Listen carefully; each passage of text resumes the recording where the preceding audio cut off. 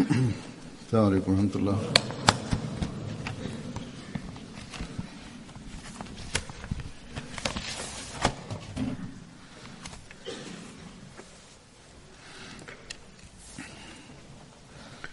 أشهد أن لا إله إلا الله وحده لا شريك له وأشهد أن محمدا عبده ورسوله أما بعد فأعوذ بالله من الشيطان الرجيم بسم الله الرحمن الرحيم الحمد لله رب العالمين الرحمن الرحيم مالك يوم الدين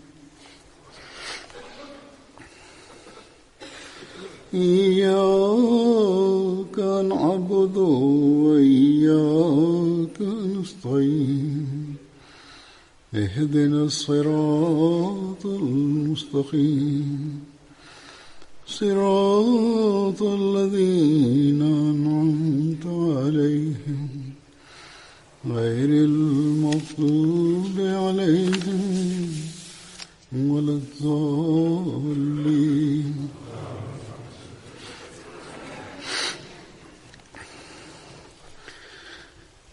Hazreti Mesih Maud Aleyhisselam vaat edilen Mesih Aleyhisselatü Vesselam bir seferinde duanın filozofisini, hikmetini beyan ederek şöyle dedi: bir çocuk açlıktan ızdıraba girerek ağlıyor süt için. Annenin memelerine süt iniyor. Halbuki çocuk duanın ismini dahi bilmiyor, fakat onun ağlayışları nasıl sütü çekiyorlar. Dedi ki bazen görülmüştür, anneler sütü hatta hissetmiyorlar, fakat çocuğun ağlayışı sütü çekip getiriyor. Diyor ki bizim ağlayışlarımız Allah-u Teala'nın huzurunda olursa bir şey hiç çekemeyecek mi? Çekiyorlar ve her şeyi çekiyorlar, fakat gözlerden kör olan fazıl ve filosofer olarak, felsefi olarak isimlendirilenler göremiyorlar. Buyurdu ki çocuğun anne ile bir münasebeti olur. O alakayı insan kendi zihninde bulundurarak Erdoğan'ın felsefesine düşünürse üzerinde çok kolay gelecek kendisine. Yüce Allah'ın çok büyük bir lütfudur biz Ahmediler üzerine. Bizim büyüklerimiz olsun, küçüklerimiz olsun, bunu anlıyoruz ki ızdıraba girerek, ağlayarak, aciz olarak Allah-u Teala'nın önünde eğilirse ve ona dua edilirse Yüce Rabbimiz duaları kabul eder. Ve bazen duanın kabul edilişinin öyle olayları oluyor ki yabancıları dahi hayrete düşürür. Birçok insan bana yazarlar. Nasıl bazen her yönden biz ümitsizliğe giriyoruz. Öyle ümitsiz oluyoruz. O zaman biz Allah-u Teala'nın önünde eğildik. Allah-u Teala lütfetti. Bizim imanımızı kuvvetlendirdi. Öyle olaylar vardır. Bana rapor ediyorlar. Ben onlardan bahsedeceğim. Nazır Davetelillah Kadiyan yazıyor.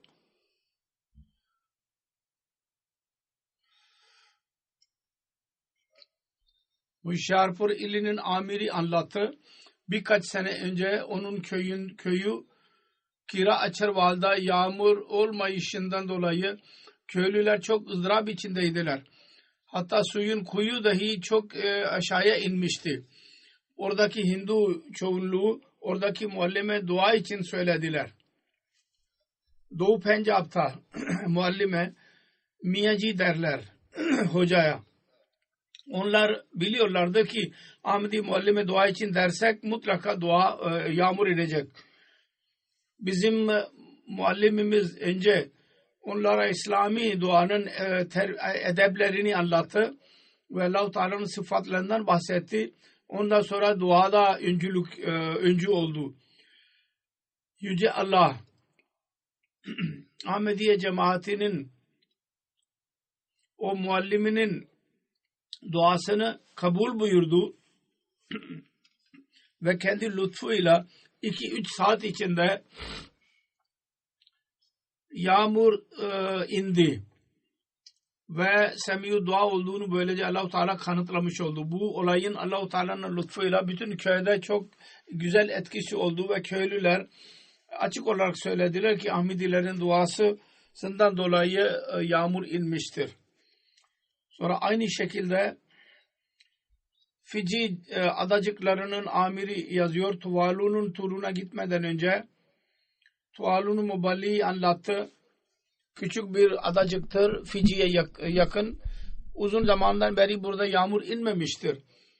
Ve yağmura onlar güveniyorlar su için. Tura gitmeden önce bana dahi yazdı. Dua için.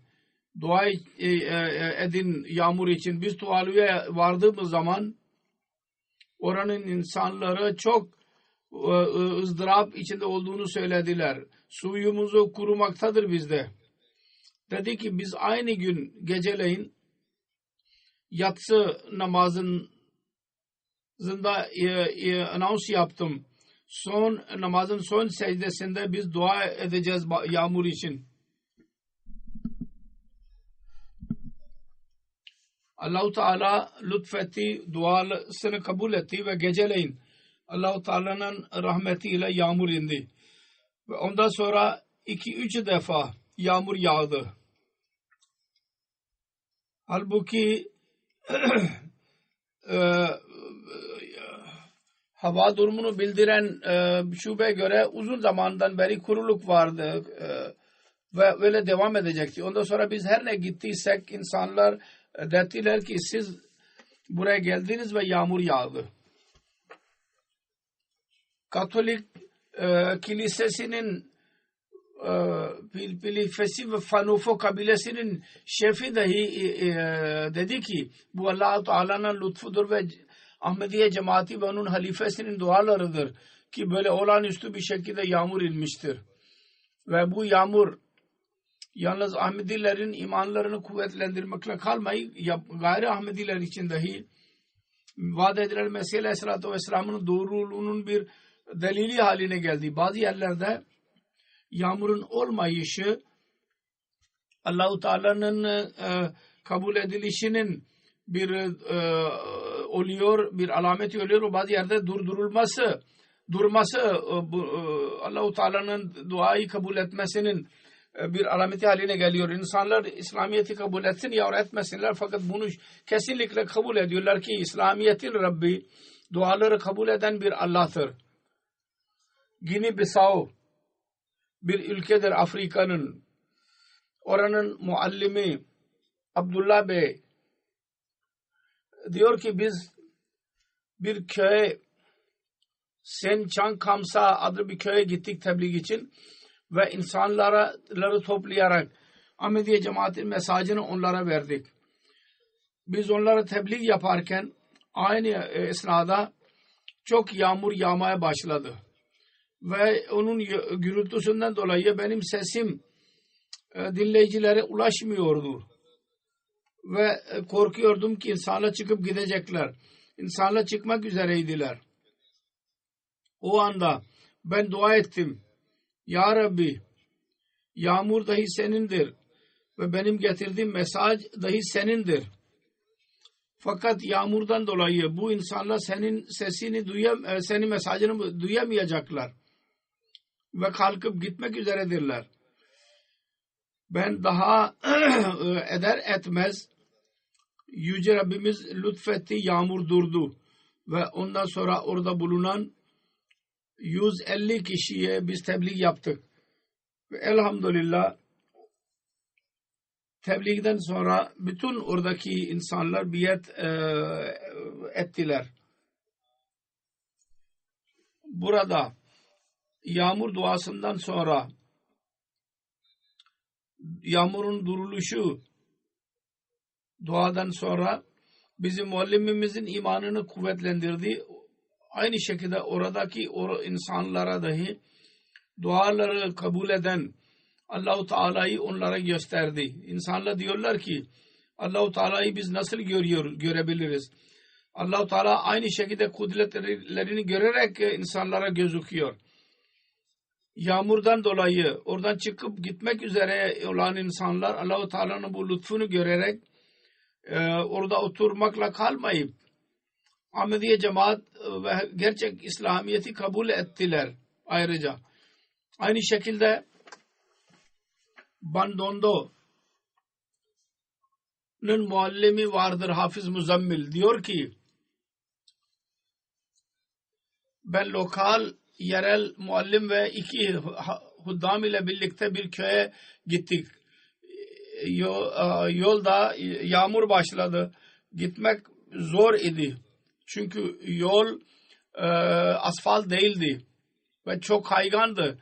Biz bir yerde durduk ve orada dua ettik. Ya Rabbi, senin Mesih'in mesajını biz götüreceğiz. Sen lütfet ve yolumuzun bütün engellerini kaldır. Biz oraya onlara söylediydik. İnsanlar orada toplanmışlardı. Allah-u Teala hemen bizim duamızı kabul etti ve yağmur birdenbire durdu. Zahirde görülüyordu ki yağmur akşama kadar devam edecek ve onun için biz huzursuz idik. Allah-u Teala lütfetti ve programa göre tam zamanında biz köye vardık ve tebliğ ve terbiye programlarını biz orada düzenledik. Sonra yağmurun dua vasıtasıyla durması ile ilgili olarak Vahab Tayyip İsviçre'nin mürebbisi vardır. Diyor ki cemaat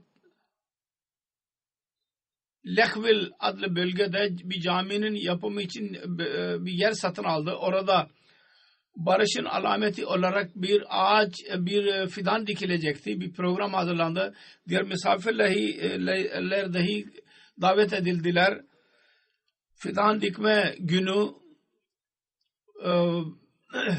çok yağmur yağacaktı. Çünkü program hazırlanmıştı. Onun için biz huzursuz idik. Bana da yazdılar ve çok mektuplar geldi bana. Diyor ki program günü biz oraya gittik, yağmur başladı. Çok şiddetli ve zahirde durulmasının bir alameti dahi yoktu. Fakat daha sonra duaların lütfuyla Allah-u Teala lütfetti ve daha program başlamak için bir saat daha vardı ki yağmur durdu ve güneş çıktı. Program zamanında diyorlar ki yerel council vardı, belediyenin başkanı hayret ile dedi ki sizler kendi programlarınız için mevsimi dahi ısmarlamışsınız. Onlara dendi ki biz dua dahi ederiz. Halifemize dahi dua için yazdık ve biz kesin biliyorduk Allah-u Teala lütfedecek. Ve böylece bu program başarılı oldu. Oranın haberi yerel gazeteler dahi verdiler. Onun vasıtasıyla birçok insan cemaat ile tanıştılar. Şüphesiz biz ısmarlayamıyoruz mevsimi, fakat Allah-u Teala'nın huzuruna dahi eğiliyoruz ki onun emrine göre emrine tabidir mevsimler ve o kendi kudretinin manzaralarını gösteriyor. Şimdi mevsimlerden ayrılarak duanın kabul edilişinin bazı başka olaylardan bahsedeceğim. Bizim Rabbimiz yalnız mevsimin Rabbi değil, Kadir-i mutlaktır ve her çeşit duaları kabul eden bir Allah'tır. Onun birçok sıfatı vardır ve kendi sıfatlarının tecellilerini gösterir. Benin'den muallim Metin Bey adlı muallim diyor ki birkaç gün önce bir nev mübayi dost, yeni beyt etmiş olan dost geldi. Dedi ki Murabbi Bey bizim evimize gelin. Diyor ki benim karımın durumu çok kötüdür. Ben kendi karımı alarak onun evine gittim. Çünkü onun karısı bir doğum zamanı vardı ve zaman tam yaklaşmıştı.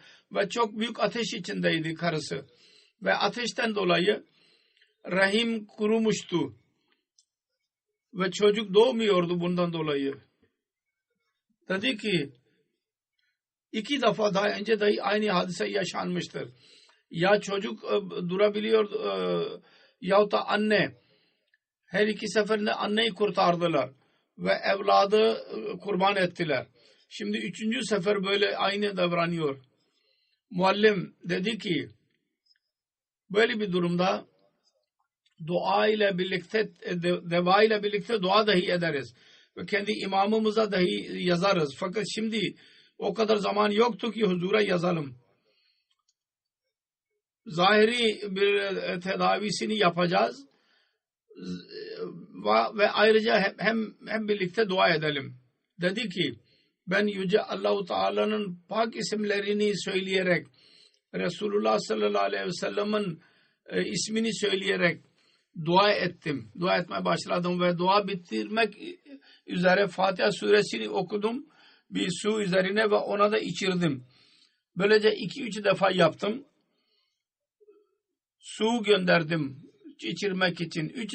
defa koca hızlı mutluluk bir şekilde geldi ve dedi ki Allah-u Teala benim karımı dahi kurtardı ve oğlum verdi bana. Ve onun nev mübayin imanı Allah-u Teala'nın lütfuyla Allah-u Teala'nın zatına daha da çoğaldı. Ve dua konusunda da imanı kuvvetlendi. Ve o günden beri kendisi dahi dikkatli bir şekilde, aciz bir şekilde çırpınarak dua etmeye başlamıştır. Aynı şekilde bir hastadan bahsederek Kenya'nın amiri yazıyor. Oranın bir cemaatinin sadrı hastaydı. Sorduk onun durumunu. Dedi ki 2 hastane yok dediler. Biz bir şey yapamıyoruz diyorlar. Ve durumum çok berbattır. Kötü bir haber size gelebilir her an. Cildinin rengi değişmişti. Bedeni soğumuştu. Cansız dedi. Biz ona teselli verdik. Siz korkmayın. Biz kendiniz dua edin ve muallim diyor ki bana da yazdılar buraya. Mektup yazdılar. Muallim diyor ki kendisi de dua etti. Bir hafta sonra tekrar ben cuma namazı için o yere gittiğim zaman gördüm ki onun durumu daha iyidir. Ve birkaç gün sonra buradan benim cevabım dahi ulaştı. Allah-u Teala inşallah kamil şifa verecek. Ondan sonra diyor ki Allah-u Teala'nın lütfuyla onun sağlığı iyileşmeye başladı durmadan ve belli bir müddet sonra tamamen iyileşti ve kendi işini yapıyordur. Demek ki dua neticesinde Allah-u Teala yepyeni bir hayat verdi ve bu da onun imanını daha da arttırdı. Sonra Karnatak Hindistan'da oranın il amiri yazıyor.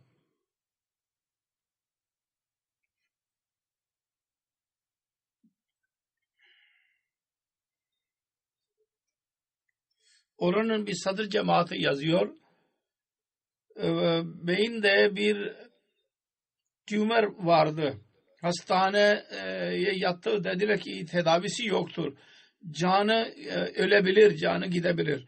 Hemen dua için bana yazdılar. Benim cevabım dahi onlara ulaştı. Allah-u Teala şifa versin diye yazdım.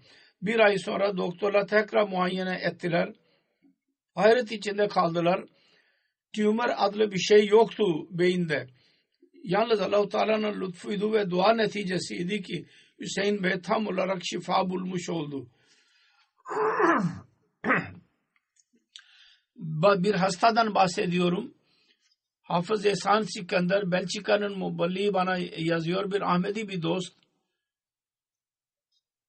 Davud sahip hastaydı, hastanedeydi. Onun ciğeri ve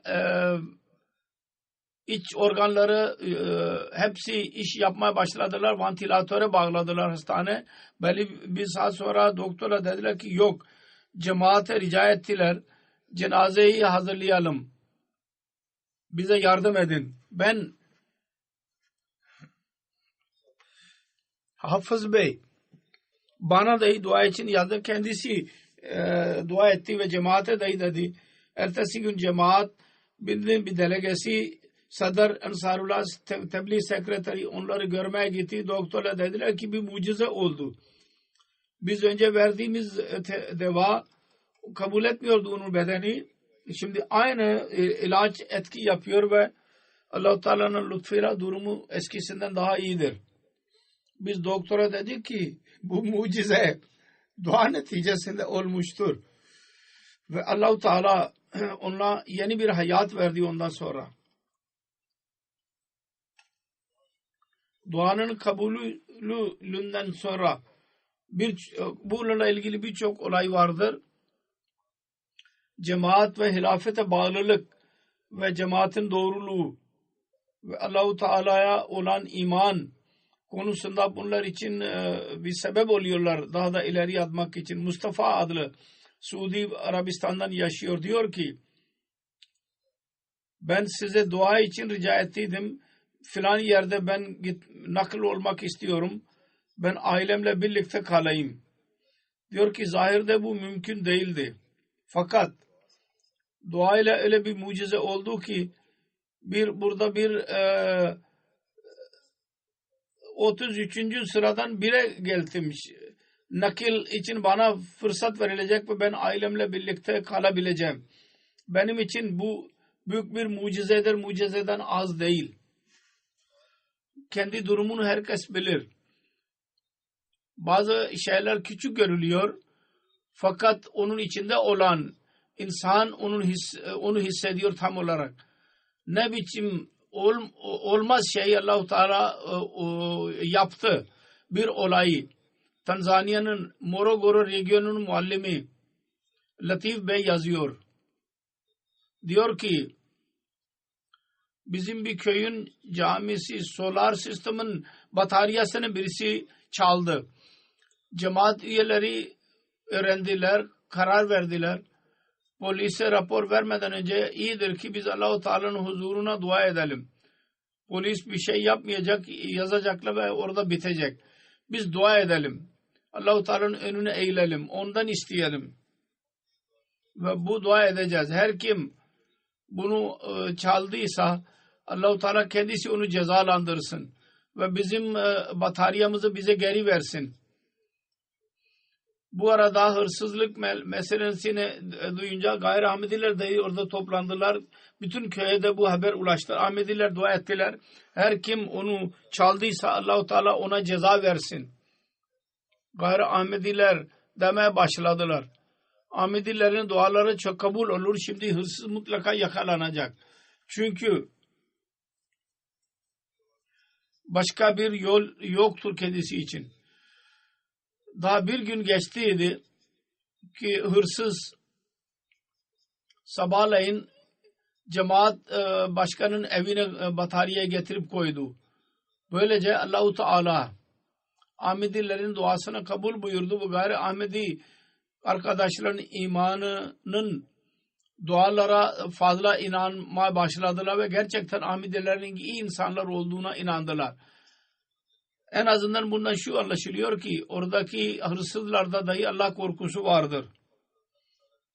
Allah-u Teala'nın adından korktular. Fakat Pakistan'ın mollası Allah-u Teala'nın korkusundan tamamen boştur. Allah-u Teala'nın buyruklarını Allah-u Teala'nın adı ile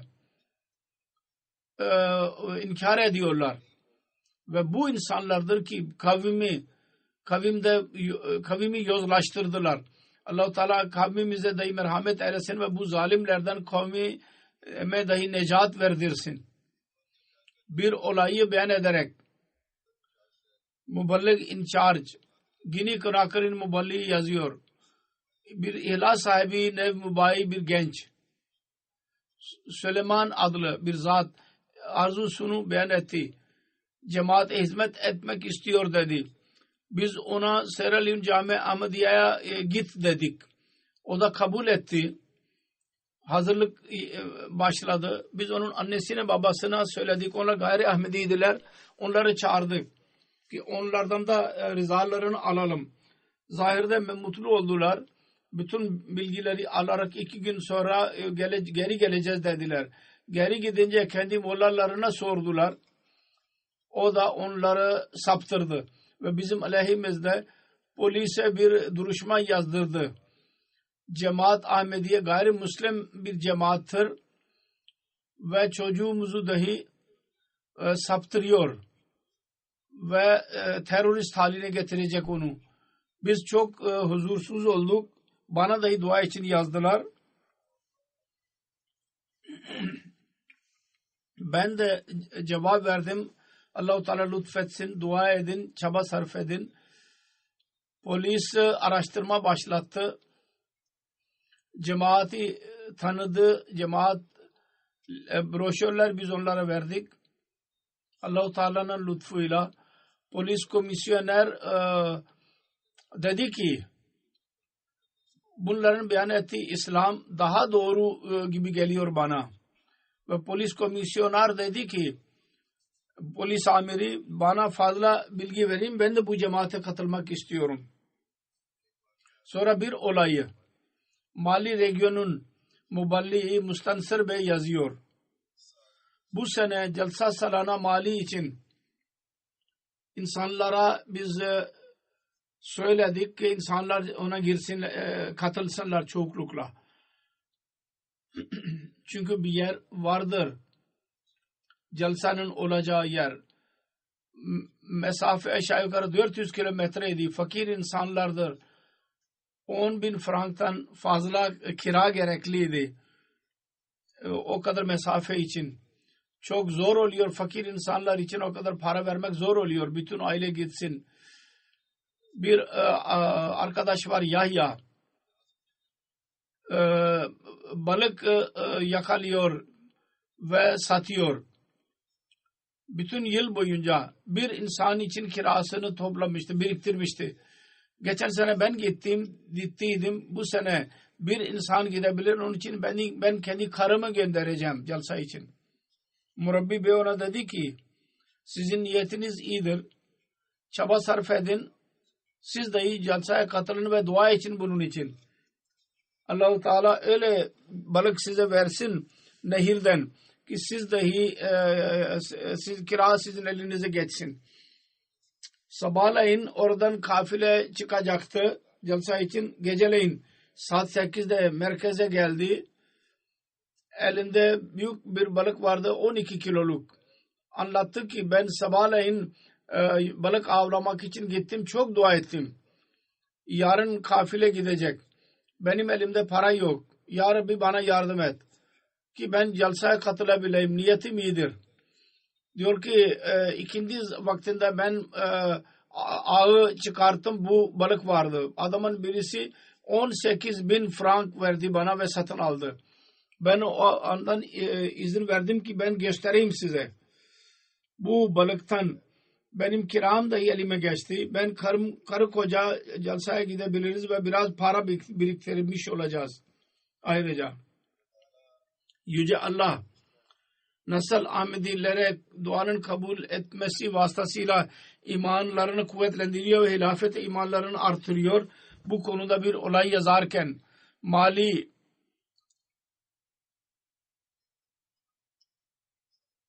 Mali'nin adlı İdris adlı bir dost yazıyor. Diyor ki 2008 senesinde ben Gana'ya gittiğim zaman Emirül Müminin diyor Jalsa'ya katıldıydım 2008 senesinde hilafet jübile senesinde. O zaman bu arkadaş dahi Ahmedi dahi Jalsa'ya katıldıydı. Diyor ki ben tavukları satıyorum. Tavukları bırakarak Gana'ya gittim. Benim bütün tavuklarım öldü.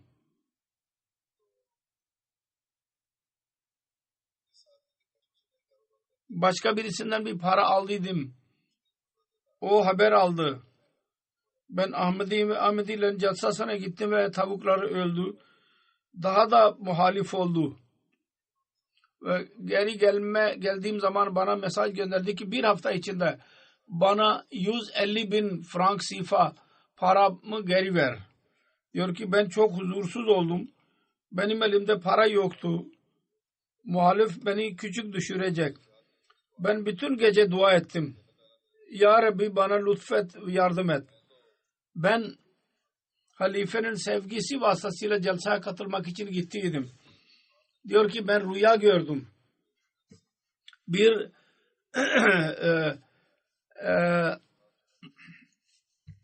yerde tanecikler düşmüştür. Ben onları topluyorum. Sabahleyin ben oraya gittim. Orada gerçekten tanecikler düşmüş idi. Ben onları toplamaya başladım. Birdenbire siyah bir çanta buldum. İçinde 180.000 frank sifa vardı para. Sordum. Dediler ki burada geceleyin bir kamyon duruyordu. Şimdi Senegal'a gitmiştir. Ben insanlara dedim ki bana buradan para ben elde ettim. Eğer birisinin varsa benden alsın. Hiç kimse gelmedi. Her neyse borç alan akşam geldi. Terbiyesizlik yaptı. Dedim ki sabret sana vereceğim. Allah-u Teala bana vermiştir parayı. Ve ben onun parasını ödedim. Şimdi diyor ki birkaç sene geçmiştir aradan. Hiç kimse onun sahibi ortaya çıkmamıştır. O paranın. Aynı şekilde Almanya'dan Muballik Hafizullah Barvana diyor ki bir nev mubayi İhsan Bey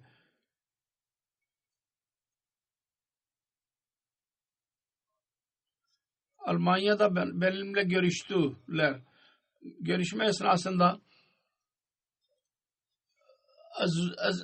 iltica konusunda zor içinde olduklarını söylediler. Polis dedi ki biz onları mutlaka geri göndereceğiz. Her an.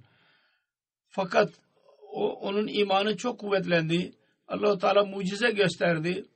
Onun polise göre bir iltica kabul edilmeyecek demesine rağmen onun ilticası 3 sene için ilticaları kabul oldu. Şimdi çok rahattırlar ve herkese anlatıyorlar. Bu duaların neticesinde Allah-u Teala bu mucizeyi göstermiştir. Gayrimüslimlere dahi Ahmedilerin dualarının manzaralarını gösteriyor. Onları şu hale getiriyorlar ki İslamiyet'in Rabbi duaları kabul edendir. Mirza Afzal Bey Kanada'dan yazıyor. Bir interfaith conference ben Vancouver'in batısında bir şehire gittik. Bir telefon kitabını görerek bir sih vardı. Biz buraya geldik interfaith için konferans yapacağız. Seninle görüşmek istiyoruz. O da mutlu bir şekilde bizi evine çağırdı. Yemek verdi. Öyle ve ikindi namazı da biz orada eda ettik. Konferansta her çeşit, her bakımdan yardımcı olmak için söz verdi. Ayrılırken kibar bir şekilde dedi ki onun oğlunun 3 tane kızı vardır. Ve biz dua edim ki Allah-u Teala ona oğul versin. Biz dedik ki tamam, ellerimizi kaldırarak dua ettik. Ve ona dedik ki biz halifemize dahi yazacağız dua için. Ve Allah-u Teala'nın lütfuyla 1,5 sene sonra telefonu geldi ki Allah-u Teala ona bir torun nasip etmiştir. Erkek torun.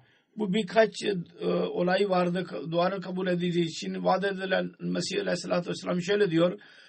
Kudret yasasında Duanın kabul edişinin manzaraları, örnekleri mevcuttur. Başlangıçta bir çocuğun ağlayışından dolayı annenin memelerinin süt nasıl iniyor ondan biz bahsetmiş olduk zaten daha önce. Bu kudret yasasıdır. Diyor ki Mesih Muhammed Aleyhisselam aynı yasaya göre her çağda Allah-u Teala diri manzaralarını gösteriyor. Duanın kabul edilişinin ve dua kabul edilişinin bir parçası olmak istersek bazı şartlar vardır. Onları mutlaka yerine getirmeliyiz. Bazen diyorlar ki dua etti kabul olmadı. Diyor ki bazı şartları vardır. Diyor ki duanın şartlarından birisi şudur ki amel salih olsun ve inanç kuvvetli olsun. Her kim kendi inançlarını düzeltmezse ve ameli salih yapmazsa, onları iyileştirmezse amelini ve dua ederse sanki Allah-u Teala'yı sınıyor gibi oluyor. Sınava koymuş gibi oluyor. İman, inanç bakımından kuvvetlendirilmeli. Orada ameli durumda Allah-u Teala'nın rızası ve onun buyruklarına göre olmalı. Olamaz ki biz Allah-u Teala'nın buyruklarına göre 5 vakit namaz kılmayalım. Temel insanların hakkını vermeyelim. Ve zorluk içinde olduğumuz zaman Allah aklımıza gelsin ve insanların hakkını vermek de aklımıza gelsin. Önce kendi durumlarımızı düzeltmek lazım. İnanç durumu biz düzelttik. Yalnız inanç değil, inancın iyileşmesiyle de iş olmuyor. Ameli salih olmadıkça, ameli salih şudur ki Allah-u Teala'nın hakkını dahi verelim ve onun mahlukatının hakkını dahi verelim. O olursa o zaman Allah-u Teala duaları dahi kabul buyuracak.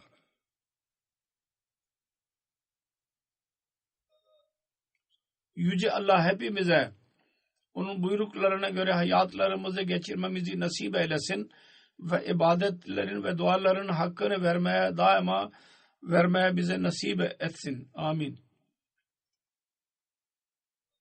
Namazdan sonra ben 2 kayıp cenazesini kıldıracağım. Birinci cenaze Çavduri Ne'matullah sahibin cenazesidir.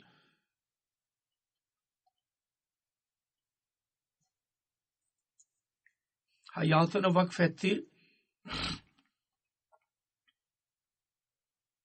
Emekli ayrıldıktan sonra hatta daha önce ve Nazım Caydad oldu idi Pakistan'da Kanada'da vefat etti 15 Ocak günü İnna lillahi ve inna ileyhi raciun. Ailesi Hazreti Hüseyin Bibi vasıtasıyla Hazreti Çavduri Zaferullah Han'ın annesi vasıtasıyla Ahmedi oldular. Kadiyan'a giderek bir rüya neticesinde Kadiyan'a giderek biat etti. Onun kocası Hazreti Nasrullah Han'ın küçük kardeşi Gulam Ahmet dahi Kadiyan'a giderek Mesih Muhammed Aleyhisselatü Vesselam'ın eli üzerinde biat etti. Çavduri Ne'matullah sahibin dedesiydi o. Çavduri Bey cemaate hizmet etmeyi nasip oldu kendisine. Amir cemaat kaldı Hyderabad. Ansarullah'ın nazır kaidi dahi kaldı. İl kaidi. Nazım Caydad Sadr Encuman Ahmediye Rabba Pakistan'da görev yaptı. Çocukluğundan beri teheccüde alışık idi ve sonuna kadar çaba sarf etti. Namaz imam arkasında kılardı. Mevsimi sıcak olsun soğuk olsun çabası oluyordu ki camiye gideyim ve orada imamın arkasında namaz kılayım. Duaya kesin olarak inanıyordu. Hilafete çok bağlıydı. Jalsa salanaya katılmayı çok önem verirdi. Bir seferinde hilafetten önce Hazreti 4. Halife tur halindeydi. Hyderabad'a gitti. Yolda Çavduri sahibin evi vardı. Oraya gitti. Belli bir müddet orada kaldı. Çavduri sahip evde yoktu. Onun karısına dedi ki Çavduri sahibe söyle şimdi dine hizmet etsin. Halbuki cemaat bakımından hizmet ediyordu bir görevli olarak. Fakat tam olarak vakıf yaptın. Bu mesaj ulaştı Çavduri sahibe. Ondan sonra hemen hayatını vakfetti ve mektup yazdı. Daima görevlilerden önce ulaşmaya çalışırdı bürosuna. Sabır şakir idi, sabreden, şükreden ve diğerlerin sancısına çok dikkat ederdi. Çok soğukkanlıydı. Küçük hastalıktan hiç bir kimse bahsetmedi. İş yaptığı zaman parası çoktu geliri, fakat kendisi için çıkarmadı yahut parasını göstermezdi. İmanlı bir şekilde görev yaptı. Ondan dolayı onun sahipleri tekstil fabrikalarının orada görev yaptı daha fazla. Onlar kendisini çok beğeniyorlardı. Kendi imanından dolayı kendi oğlu Faysalabad'da bir fabrika açtı. Birçok fabrika sahipleri dediler ki biz sizinle birlikte iş yapıyoruz bir garanti olmadan. Çünkü biz Çodri sahibinin oğlu olman yeterlidir bizim için. İsmi çok biliniyordu tekstil endüstrisinde. Evladına dahi halife mektup yazmasını nasihat ediyordu. Bıraktı 3 tane kız ve 2 tane oğul bırakmıştır. Allah-u Teala Musi idi, Allah-u Teala'nın lütfuyla kendisi.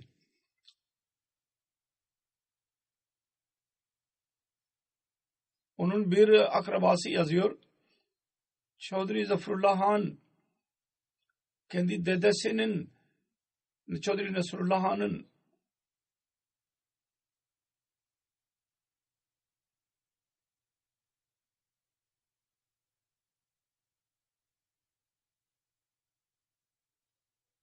Çodri sahibin babası, Çodri Nemtullah sahibin babası Çodri İnayetullah, Çodri Zaferullah Han'ın amcasının oğluydu.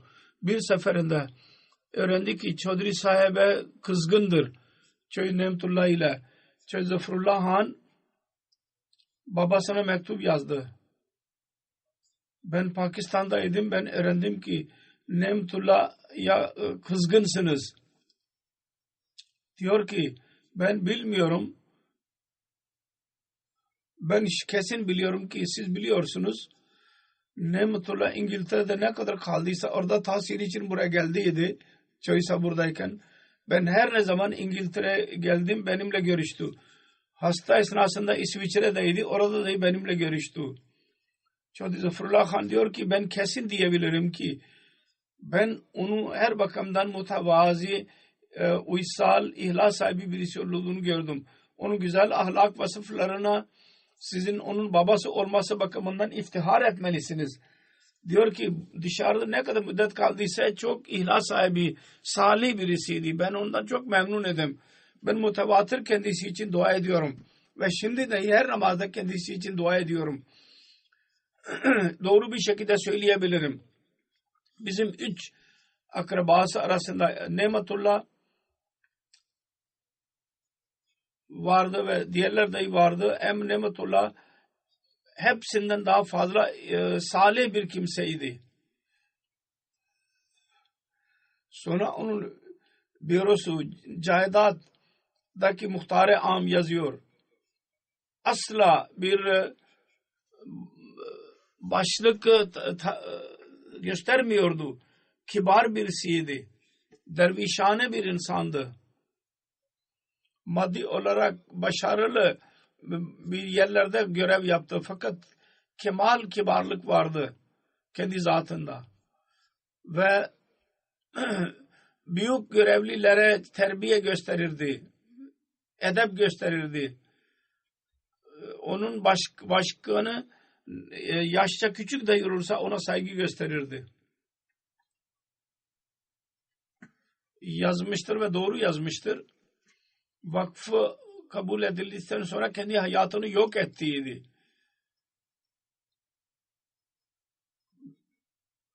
Bencillik asla yoktu kendi zatında. Kibir.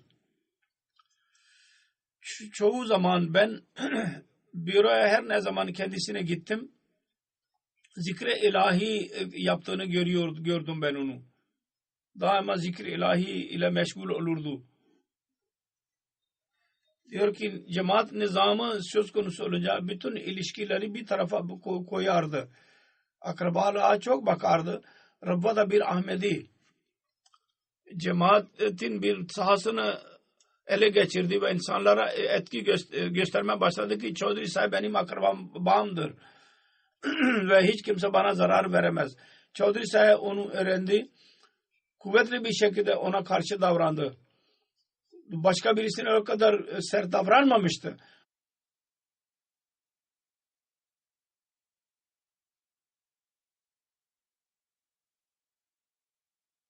Çodri Sahib bana söyledi. Ben hayatım boyunca karımla hiç kavga etmedim. Hilafetin zikri olunca gözleri parlardı. Bir seferinde oğlu evlendi bir yerde. Öğrendi ki 4. halife istemiyor. Oğlunu çağırarak dedi ki ben demiyorum ki boşa zor diyemem. Fakat kesin diyorum ben öğrendim ki 4. halife onu sevmiyor. Ben ona katılmayacağım senin düğün alayına. Oğlu kendisi bıraktı. Allah-u Teala merhumun derecelerini yükseltsin ve evladına dahi onun hayırlarını cari tutmalarını nasip eylesin. İkinci cenaze Zaferullah Han Butter Şeyhupura'nın cenazesidir. 9 Ocak günü vefat etti. İnna lillahi ve inna ileyhi raciun. Doğuştan itibaren Ahmediydi. Kendi babası Çodri Allah Detta 1928 seninde Ahmedi olduydu. Kirto adlı köyde Şeyhupura'da sadr cemaat görevini yapıyordu. Teheccüd namazını kılardı. 5 vakit namaza katılırdı. Hutbeleri dinliyordu mutlaka. Çanda mutlaka verirdi. Sade tabiatlı birisiydi. Evladın terbiyesi konusunda her ince şeyi gözlerinin önünde bulundururdu. 3 tane kız ve 3 tane oğul bırakmıştır. Bir oğlu Saced Mahmud Butter murabbidir. Şu anda Cami Ahmediye International Ghana'da öğretmendir. Cemaat görevlilerinden dolayı babasının cenazesine gidemedi. Allah-u Teala ona da sabır versin, hafsala nasip eylesin. Diyor ki çocukluğumdan beri kendisi bize terbiye etti. Daima beni camiye götürürdü beraberinde. Ve her ne zaman bir misafir gelirse mutlu bir şekilde beni tanıtırdı. Ben bu oğlanı vakfettim ve onu Cami Ahmediye'ye göndereceğim. Onun etkisi şuydu ki benim kalbime başka hiçbir şey gelmedi. Daima aklımda şuydu ki ben camiye gideceğim. Allah-u Teala onun iyiliklerini evladında da cari etsin. Ve his ile, ihlas ile çocuğunu vakfettiydi. Allah-u Teala onun oğluna dahi gerçekten vakfın ruhu ile kendi vakfının görevini yapması kendisine nasip eylesin. Merhumenin derecelerini yükseltsin. Mağfiret eylesin kendisini. Amin.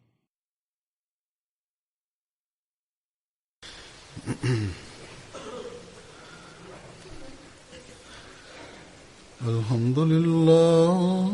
Elhamdülillah. Nahmaduhu ve nestainuhu ve nestağfiruhu.